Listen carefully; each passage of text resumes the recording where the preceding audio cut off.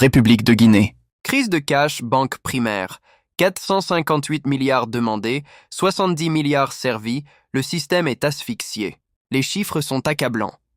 Ils ne viennent pas d'une rumeur de marché, mais d'un document interne de la Banque centrale de la République de Guinée, couvrant la période du 20 au 26 février, une semaine de fin de mois, en plein Ramadan, période de forte circulation monétaire.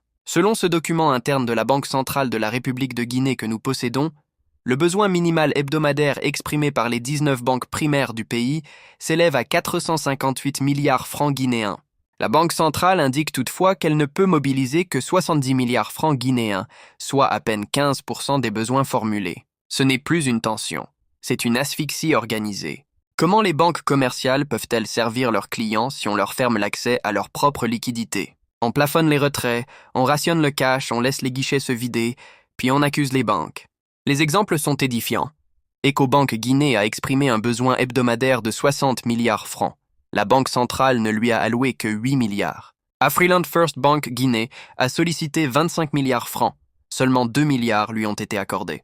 First Bank Guinée a demandé 45 milliards francs.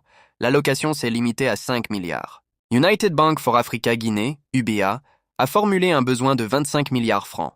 6 milliards lui ont été proposés. Banque sahélo-saharienne pour l'investissement et le commerce Guinée, BSIG, a requis 20 milliards francs guinéens. 3 milliards lui ont été attribués. Ces écarts illustrent l'ampleur du déficit de liquidité auquel le système bancaire est actuellement confronté. Ce n'est pas un dysfonctionnement technique, c'est un blocage systémique. Pendant ce temps, le marché parallèle du cash prospère. Le franc guinéen se déprécie face au dollar et à l'euro. Les prix augmentent. L'inflation réelle ronge les ménages. Les entreprises minières et commerciales peinent à assurer leurs paiements en espèces dans une économie où le cash reste dominant. La mission d'une banque centrale est claire, garantir la stabilité monétaire et la liquidité du système financier.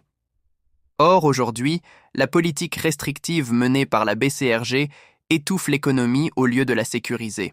Être incapable de satisfaire 85% des besoins de liquidité du système bancaire en période de forte demande, c'est prendre le risque de fragiliser tout l'édifice économique. Cette crise de cash n'est plus conjoncturelle, elle est structurelle. Et tant que la gouvernance monétaire ne sera pas réajustée, la pénurie continuera, le marché noir s'élargira et la confiance restera en fuite. La vérité est simple, une économie peut survivre à un choc. Elle ne survit pas à l'étouffement prolongé. Abdul Latif Diallo, journaliste d'investigation, très indépendant.